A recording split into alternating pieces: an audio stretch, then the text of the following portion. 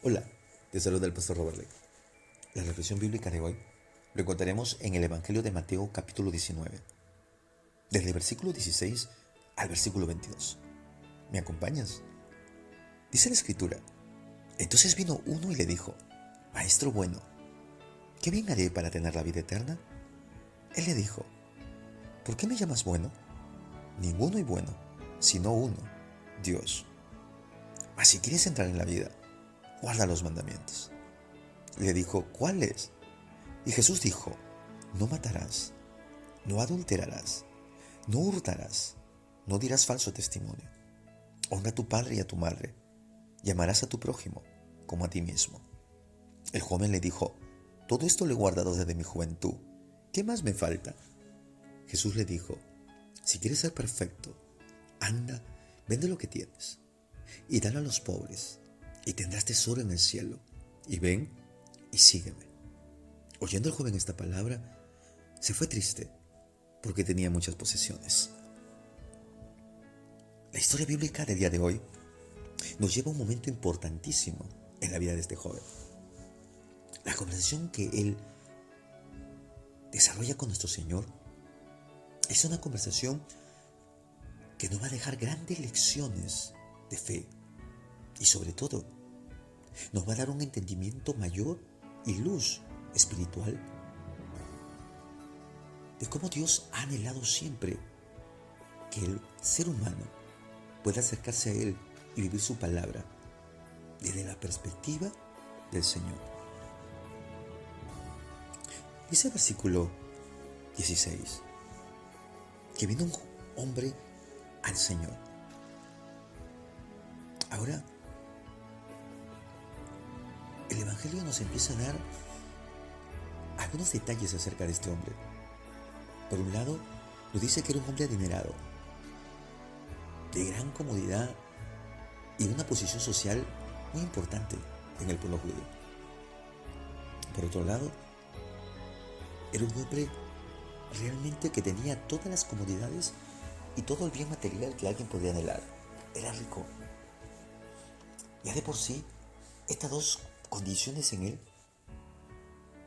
podrían hacer un hombre que había sentido que la vida lo había conseguido todo, que habría pensado que realmente no necesitaba de nada más, porque frente a las grandes necesidades que el ser humano tiene, podría encontrar aparentemente tranquilidad y seguridad en su influencia y en sus bienes. Pero agregando a la condición de este hombre, el texto también nos revela que era joven.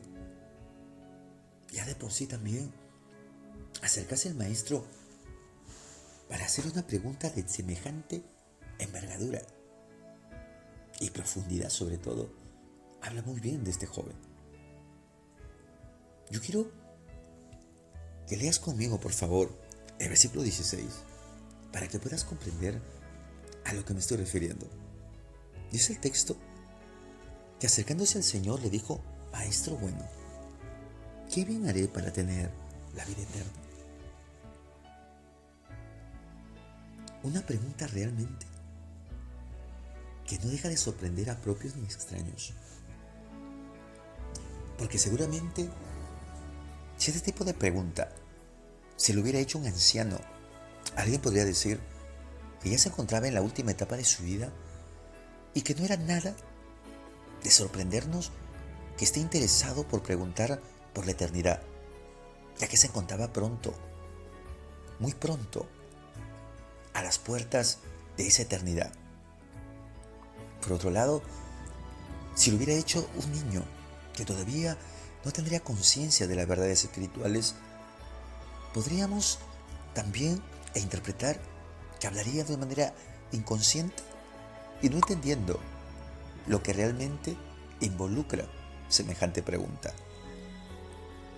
Pero el texto nos lleva a comprender que era un joven aquel que se acercó a Jesús. Este tipo de pregunta realmente no es muy común encontrarlo en la juventud. Si lo contemplamos a la luz de nuestro contexto hoy, vamos a encontrarnos más bien con una juventud bastante alejada de las cosas de Dios y que las cosas espirituales se han convertido para mucho de esta juventud solo en un idealismo, donde para ellos solo puede tener un grado de importancia y relevancia aquellas cosas que ellos pueden palpar, demostrar y sobre todo que les pueda traer algún bienestar físico y personal. Claro, lamentablemente, la juventud en los tiempos de hoy se ha alejado tremendamente del Señor. Ha puesto la palabra de Dios en tela de juicio. Ha llegado a negar su maravillosa existencia, al punto que consideran que la Biblia es un libro que fue creado con propósitos totalmente humanos y que básicamente siempre tuvo como mayor objetivo el tener a las naciones y al ser humano empobrecido y engañado, en un conformismo tal que viva y crea en un Dios sobrenatural del cual ellos jamás han visto, y que puedan desligarse de sus responsabilidades y de sus realidades físicas para solo caer en una pasividad mental a tal punto que dañe la productividad y la realización como persona. Créeme, lamentablemente es de sorprendernos y es de aplaudir que este hombre, siendo tan joven, se haya acercado al maestro con una pregunta de tal profundidad y una pregunta realmente muy, pero muy sabia. ¿Qué bien haré, maestro, para tener la vida eterna? Esta pregunta que trajo este joven ante la presencia del Señor, que se encontraba siempre rodeado de multitudes, y sus apóstoles prestos a escuchar las respuestas que brotarían del labio del maestro, aquel que podía tener la respuesta perfecta a la gran necesidad que tenía ese corazón. Déjame decirte que este tipo de pregunta no vino con una actitud prepotente, desafiante o hipócrita hacia el maestro. Claro que no. Más bien, este joven vino resuelto con una intencionalidad muy caballerosa, con un gran deseo de poder tener mayor luz acerca de la otra vida, y no solo conocerla, sino su gran deseo de entrar en ella. Es por ello que este indicio de una correcta actitud hacia el maestro lo encontramos en sus primeras palabras, cuando le puso el título al Señor y le dijo, Maestro bueno. Déjame decirte que en aquellos tiempos ya este título de Maestro bueno no se le adjudicaba a cualquier rabino. Eran pocos aquellos que podían ostentar este tipo de título. Entonces, este joven, al acercarse al maestro y llamarlo públicamente maestro y bueno, estaba dando testimonio que realmente su corazón era sincero y se acercaba al Señor con la mayor cortesía y respeto que merecía este Señor maravilloso, sabio y milagroso, como era Jesús. Algunos comentaristas bíblicos consideran que estas palabras de salutación estaban cargadas de ironía y adulación. Pero creo que firmemente nuestro Señor Jesús sabía con qué intencionalidad venían estas palabras. Recordemos que nuestro Señor conoce los pensamientos y los corazones de los hombres.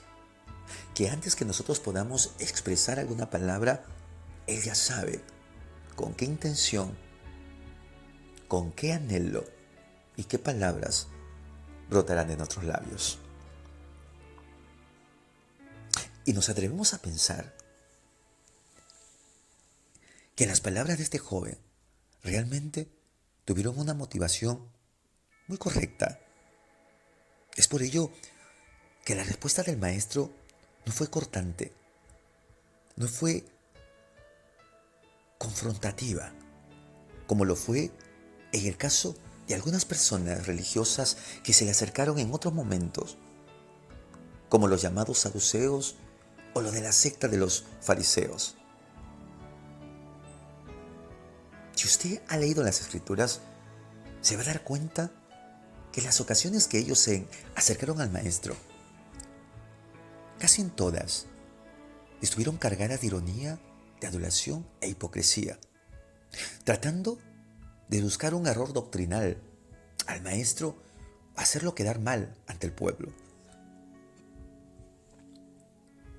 Y frente a este tipo de personas que se le acercaron al maestro, con este tipo de motivaciones erradas, el maestro en más de una ocasión fue muy frontal con ellos. Totalmente frontal y muy claro. Por eso nos atrevemos a pensar que realmente la intención de este joven tenía una motivación muy correcta. Que más adelante el Señor, de una u otra manera, va a dar testimonio acerca de la intensidad y el buen corazón que este joven tuvo al acercarse al Señor y hablar acerca de su corazón y su buena voluntad de hacer la voluntad de Dios y entrar al reino de los cielos.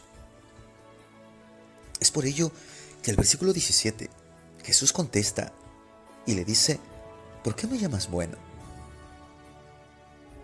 Es necesario que comprendas que estas palabras que nuestro Señor Jesús expresa al joven no iban cargadas de fastidio ni de rechazo. Más aún, estas palabras traían gran bendición al corazón y a la mente de este joven. Estas palabras iban a ser el comienzo de este despertar espiritual que Jesús quería darle al entendimiento de este joven, que ya había sido criado y formado en la Torá desde muy pequeño, que había guardado los mandamientos de Dios y que en su vida había tratado siempre de vivir de acorde a la voluntad de Dios. Entonces nuestro Señor Jesús empieza a darle mayor luz a su entendimiento y parte con un principio fundamental. Y esta conversación se apertura a partir del principio de la esencia y la santidad de Dios. Es por ello que Jesús le pregunta: ¿por qué me llamas bueno? No desechando su cortesía y su expresión tan agradable que este joven había dado. Más aún, trayéndolo a mención para poder enseñarle al joven que aquello que él estaba confesando no estaba lejano a la verdad, que no estaba lejano a la realidad espiritual y al momento que él estaba viviendo.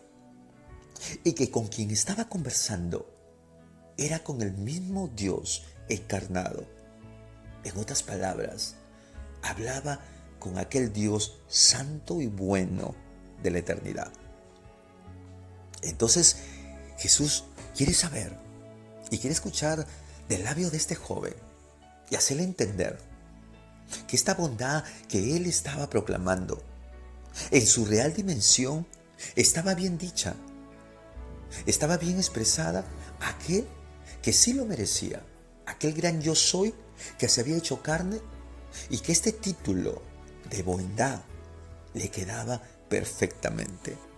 Ahora, Jesús le dice: mas si quieres entrar en la vida, guarda los mandamientos. Es importante comprender que Jesús respondió a esta interrogante que este joven le hizo con dos términos diferentes que redireccionaban realmente la verdad de la eternidad y el ser alcanzados por ella. El primer término es cuando el joven le dice, ¿qué bien haré? A Jesús lo cambia y le dice, mas si quieres entrar en la vida, ya no utiliza la palabra haré en un sentido de algo que él pueda obtener a punta de esfuerzo, como una ganancia obtenida por su trabajo. Más bien, Jesús le lleva a comprender que la eternidad es algo que ya se logró, algo que Dios ha entregado a los seres humanos por el gran sacrificio y entrega que Cristo hizo en la cruz. Entonces, era necesario que este hombre tendría que comprender que por ningún mérito humano, por ningún tipo de esfuerzo, ningún hombre podría jamás alcanzar el derecho de entrar al reino de los cielos. Que solo el mismo Dios tuvo que descender a la tierra, encarnarse y haber nacido a través de una mujer virgen, concebido por obra y gracia del Espíritu Santo en el gran misterio de la encarnación. Y estando aquí entre nosotros, como dice el Evangelio de Juan en el capítulo 1, aquel verbo que estaba con Dios, que era Dios, dice el texto dándonos iluminación a este gran misterio, que se hizo carne entre vosotros y habitó junto a nosotros. En esta condición humana, Él vino a cumplir la ley, a cumplir toda exigencia que Dios había establecido para el hombre, para que pueda alcanzar su salvación y eternidad. Y ya que ese estándar de vida moral y pura no lo podía alcanzar ningún hombre, entonces el mismo Dios tuvo que despojarse de su esencia y este hábitat perfecto donde Él habitaba para tomar forma y cuerpo humano. Por eso, uno de los evangelistas lo llama muy claramente, de acuerdo a las profecías usadas por el profeta Ezequiel, el Hijo del Hombre. Más adelante, Pablo, iluminado por el Espíritu Santo, da testimonio de que este Dios se humilló, despojándose de su condición de Dios, haciéndose hombre que de por sí ya meritaba una humillación sin precedentes, incomparable, dejando la eternidad y su perfección para venir a habitar en medio de un mundo de pecado, imperfección y tanta indiferencia y frialdad al Creador. Ciertamente, ese Dios bueno y perfecto habitó entre nosotros. Y no solo se humilló, sino la Escritura dice que se humilló hasta lo sumo. Porque no solo se hizo hombre, sino que también descendió en condición de siervo. ¡Wow! ¿Tú te imaginas qué grado de humillación y muestra de bondad nos ha revelado este Dios maravilloso en el cual creemos? Y este grado de humildad y de sacrificio no solo lo llevó a volverse servidor de sus hermanos, sino nos lleva aún más allá a declarar que este tipo de sacrificio lo llevó a libre voluntad a ofrecer su vida en la cruz del Calvario, donde Él más adelante da testimonio para que quede esto para todas las generaciones muy comprendido y entendido, que a Él nadie le quitó la vida, sino que Él mismo la dio y que tiene el mismo poder, así como la ofreció, para volverla a tomar. Entonces, la salvación fue ganada. Y fue ganada por el mismo Dios hombre, Jesucristo hombre.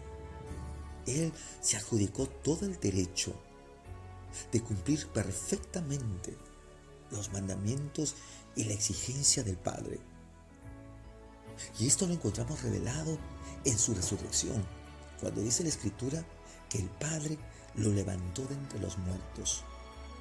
Y esto fue evidencia que realmente su sacrificio y su vida de consagración y perfección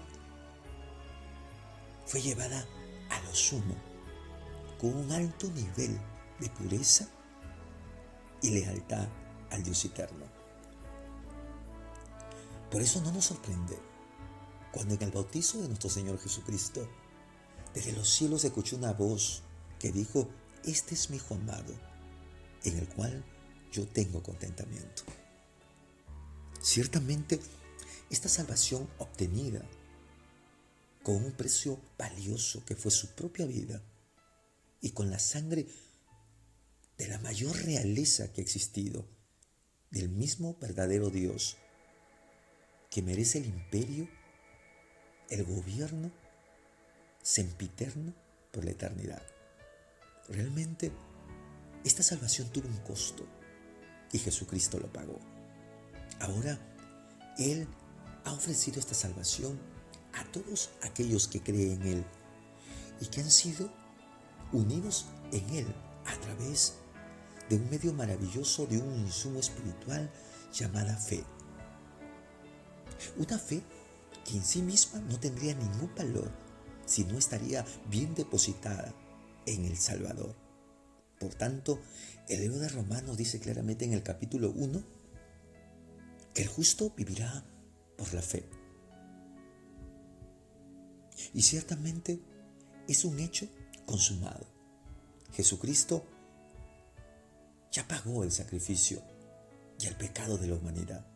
Y todos aquellos que creen en Él y vuelven a Dios arrepentido, creyendo en el sacrificio del Salvador, podrán alcanzar la eternidad y podrán entrar hacia Él por un solo camino, el camino que es Jesús.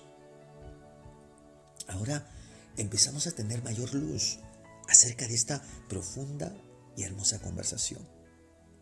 Jesús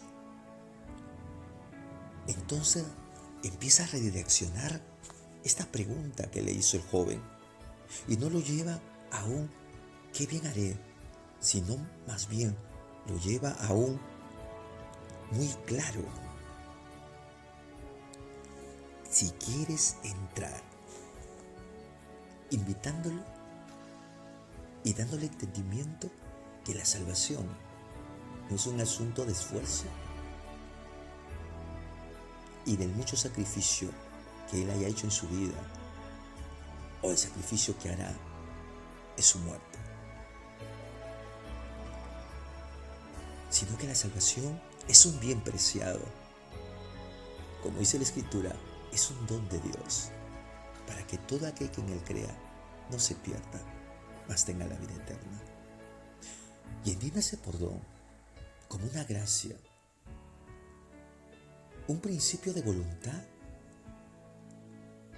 de parte de Dios hacia nosotros, no condicionado, sino motivado por un amor incomprendido y eterno de Dios hacia el ser humano.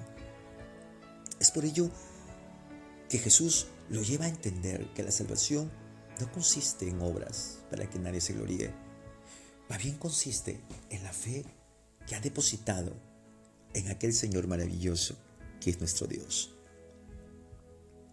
Este primer elemento, de por sí, posiblemente pudo pasar desapercibido en una mente tan limitada y natural, condicionada en una percepción e interpretación de la fe a través de lo que el hombre pueda lograr y hacer. Llámese ritos, sacrificios, dedicaciones, y no partiendo de lo que Dios más bien ha hecho por el hombre. Porque en esto consiste el gran amor de Dios, en que Dios dio la iniciativa de amarnos. Como dice la Escritura en Juan 3:16, que Él fue el origen de este amor hacia nosotros, que envió a su Hijo unigénito. Entonces, este es un logro de Dios, un principio que nació en su mismo corazón hacia nosotros. Y esto es el Evangelio. Pero también es necesario comprender que este camino que Jesús le empieza a mostrar, por donde Él debe entrar, y donde la puerta ya se encuentra abierta, se encuentra delante de Él. Sí, claro. Jesús, en el Evangelio de San Juan, capítulo 14, versículo 6, empieza a revelar la esencia de esta puerta al cielo, y que ha trazado un solo camino a través de una sola persona, que es el Salvador. Cuando Él dice: yo soy el camino, yo soy la verdad y yo soy la vida. Estas tres verdades que contienen en sí mismas tres bienes muy relevantes en la vida del hombre, en el cual el camino marca un destino, en el cual la verdad marca la esencia de la vida, y la vida misma que marca la realidad de las cosas en Dios. Claro, porque la vida, la verdadera vida, es la que Jesús vino a ofrecernos. Esta parte de la eternidad donde vivimos, créeme, es tan irrelevante que Santiago lo llama simplemente una neblina, que pasa tan rápido. Y este gran filósofo, Salomón, en Eclesiastés, nos lleva más aún a entenderla desde otra perspectiva, cuando dice que toda esta vida y sus obras solo son vanidades. En otras palabras, si te pones a meditar bien en los afanes, en lo vicioso que es este círculo sin Dios, apegados a realidades tan superficiales, de buscar supuestas felicidades superlativas, nos encontramos con grandes vacíos, nos encontramos con consecuencias de terror, sufrimiento y de tanta injusticia, que Él lo llama vanidad de vanidades. Y en un castellano muy peruano se podría traducir como lo absurdo de lo absurdo. Es así. Y no lejano a esto, el apóstol Pablo también agrega a los filipenses cuando le dice: para mí, el morir realmente es ganancia. Y que todo lo que he logrado en esta vida y todo lo que haya obtenido, por muy importante que pudo haber sido, cualquier parabién que haya alcanzado, simplemente es basura. Porque en Cristo está la suma de todas las cosas realmente importantes: el destino, la verdad y la vida. Por eso este segundo elemento, cuando Jesús responde al joven, no solamente le cambia la intencionalidad y le cambia ese mal concepto que para poder alcanzar la vida eterna tiene que partir de méritos del propio hombre, sino que también le lleva a entender que esta vida que Dios ha venido a ofrecernos, al cual el joven llamó vida eterna, es una sola vida.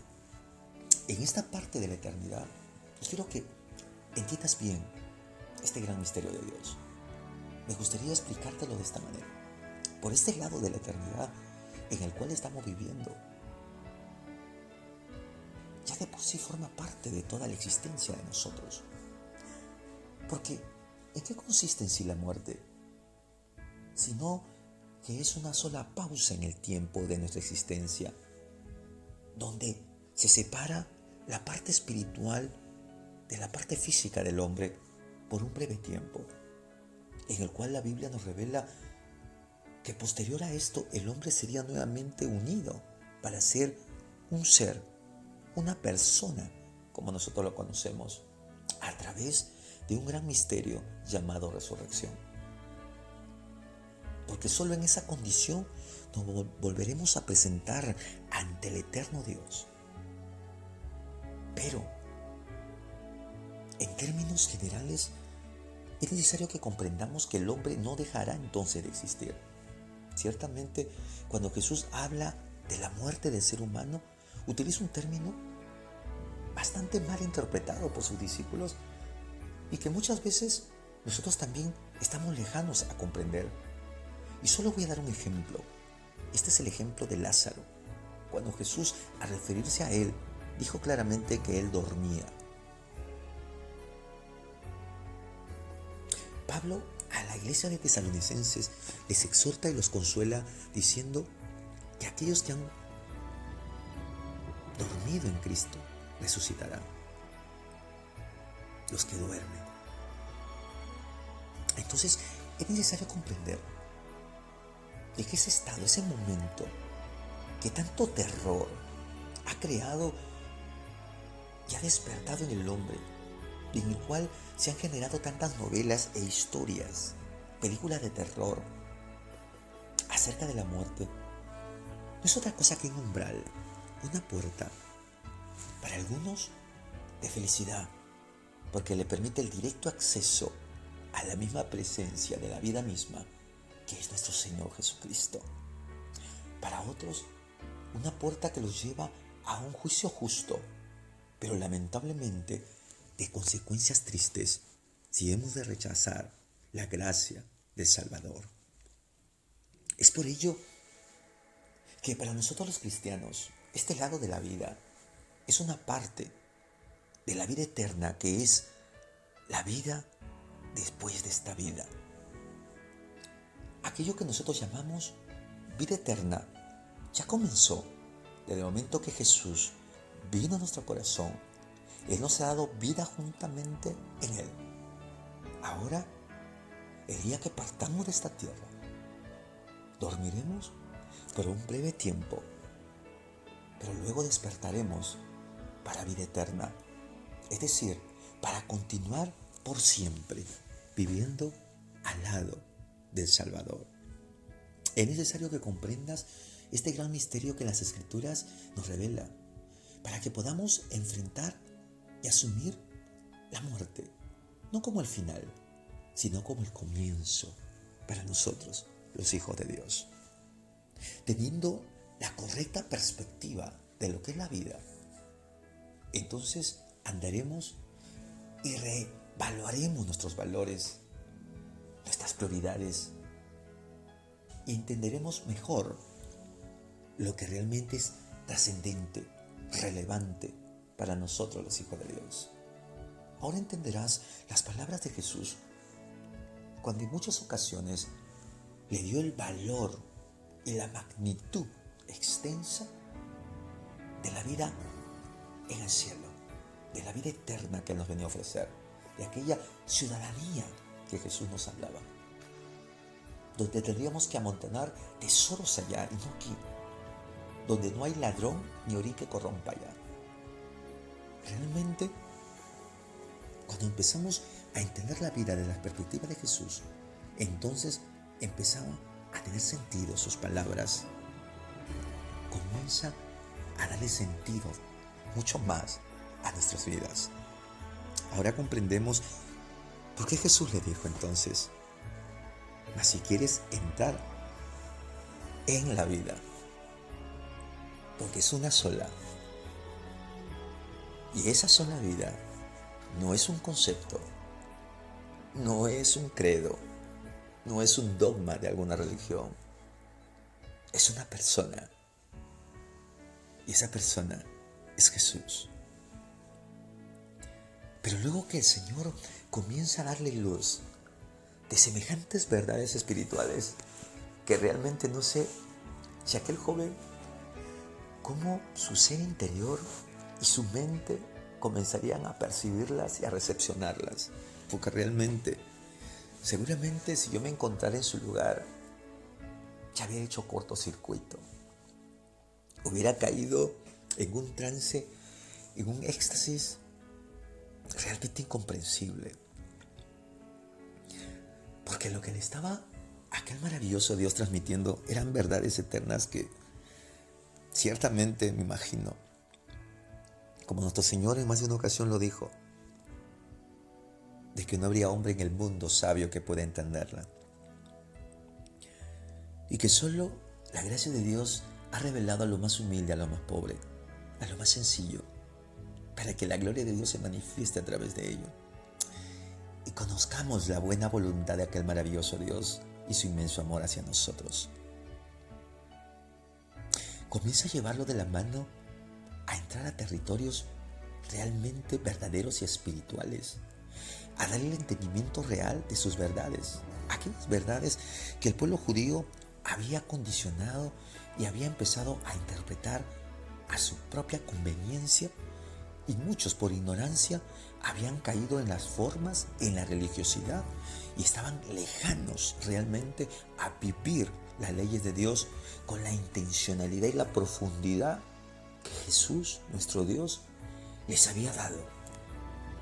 Y que en aquel monte maravilloso del Sinaí, el Dios Padre había revelado a Moisés para que quede a través de las generaciones y a través de la eternidad establecido los principios de sus valores, de sus virtudes, de la esencia de aquel Dios Santo.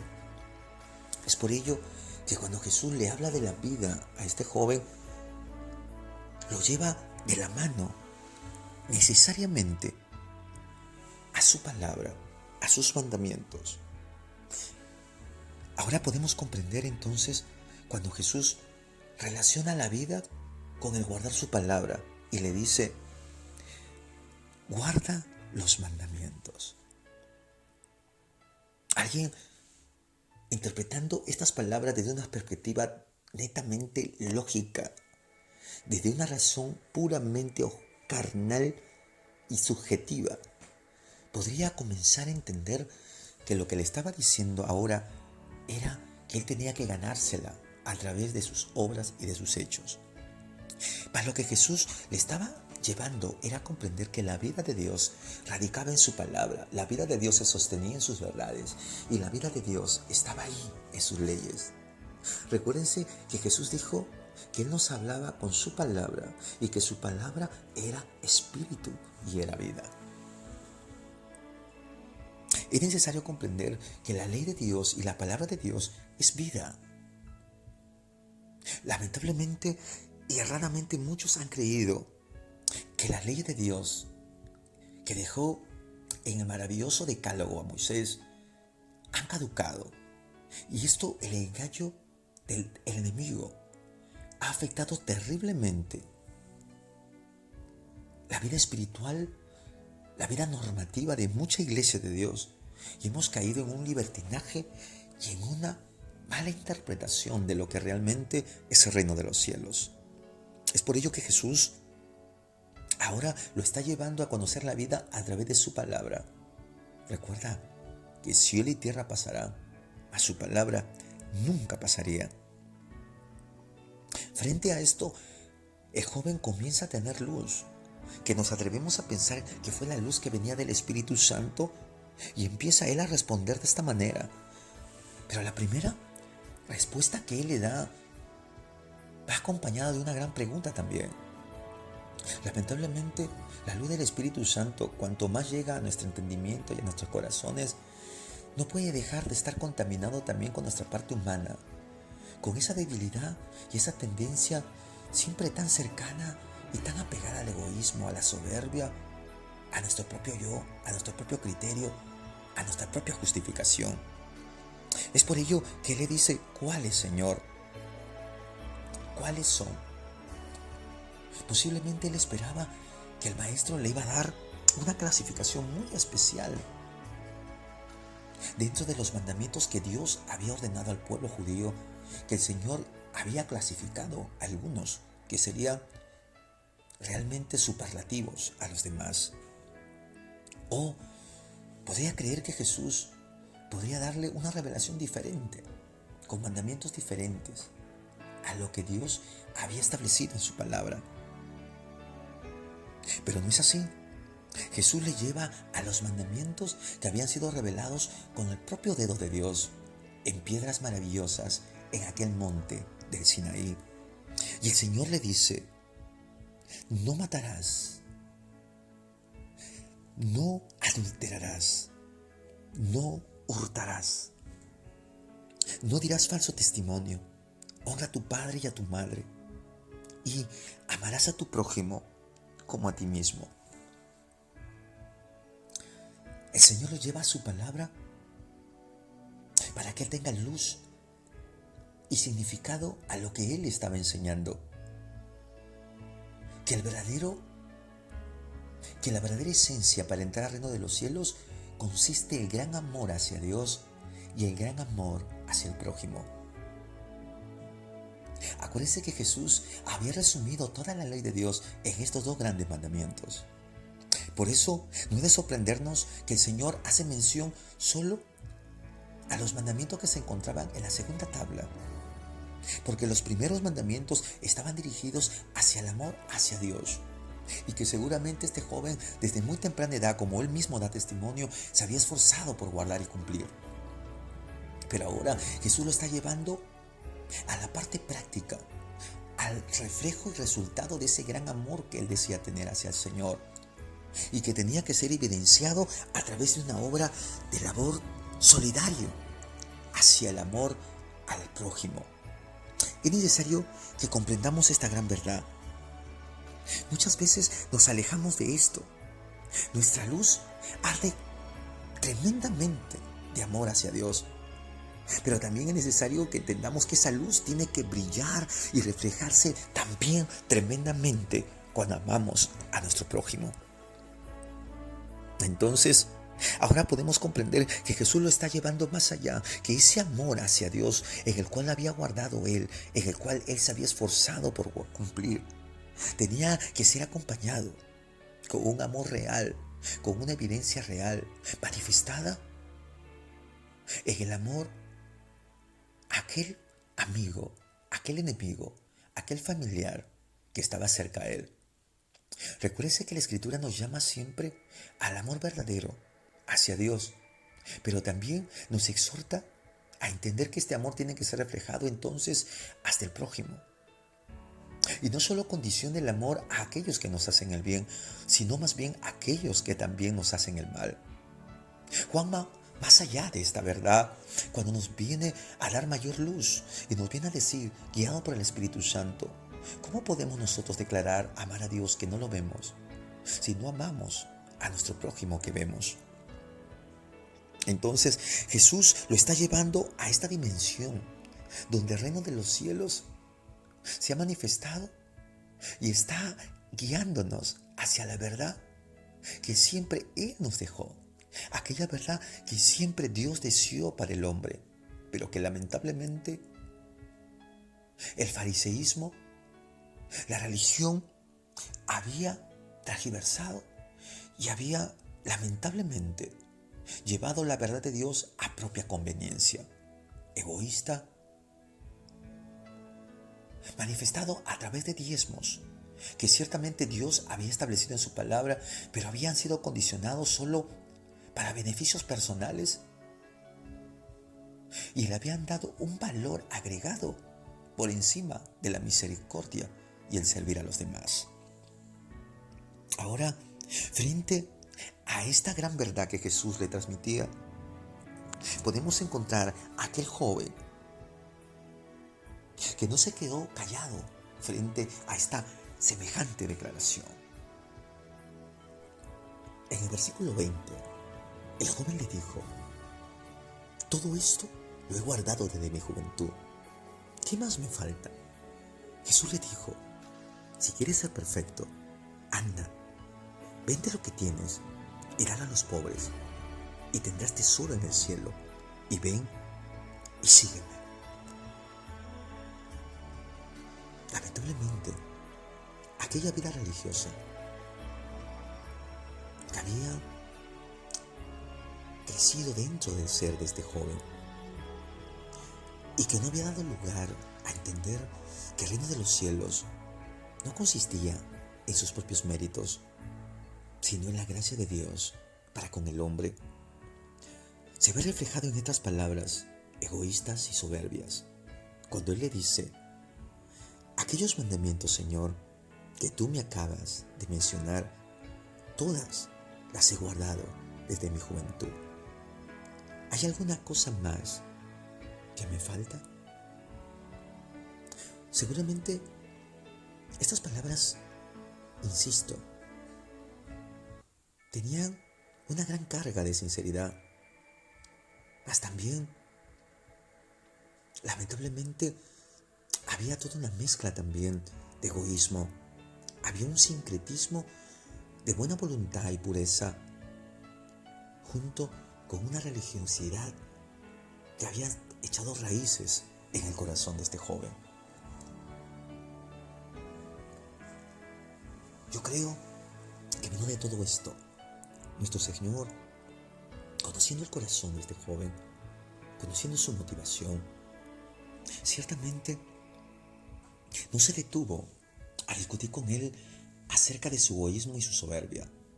No se detuvo a darle mayor relevancia acerca de lo holgado, de lo presumido que era su declaración.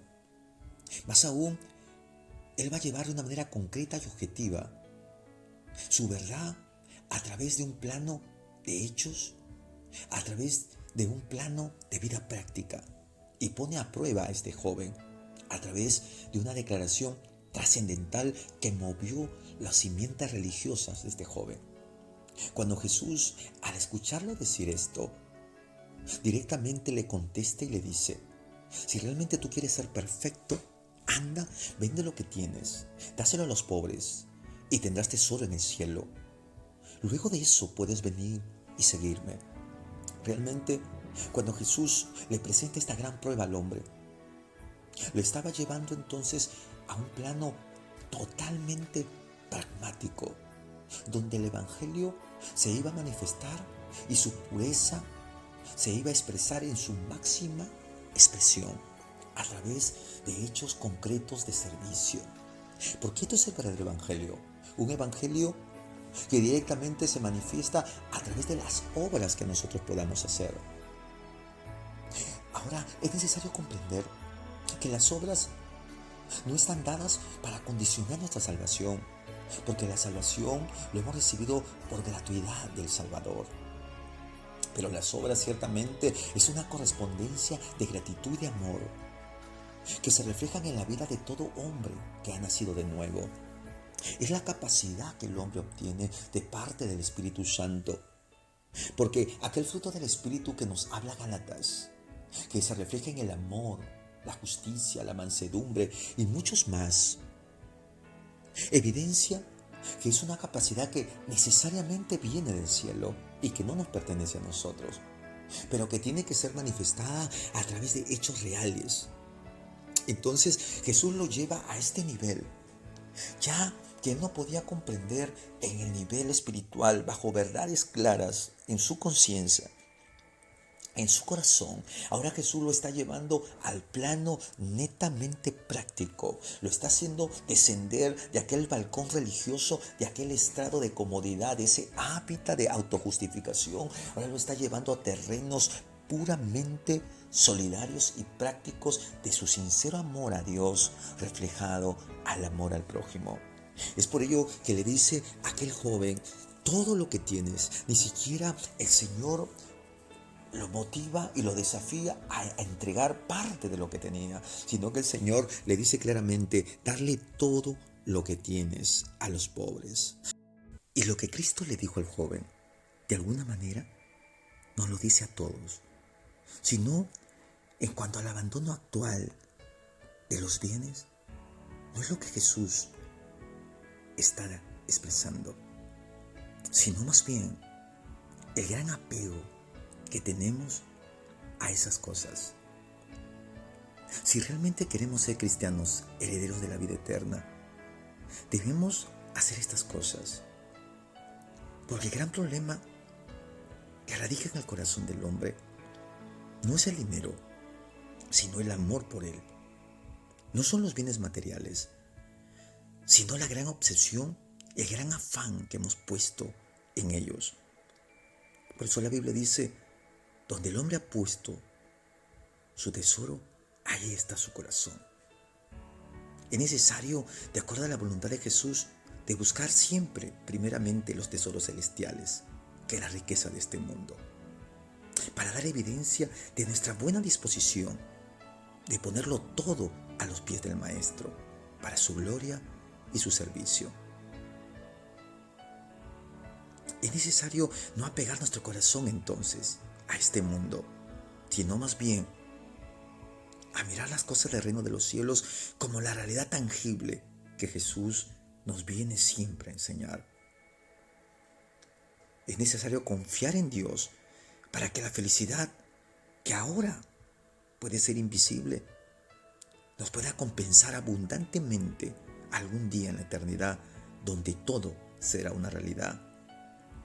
Las promesas de Cristo no son preceptos que pueden causar en nosotros cargas ni ser gravosos.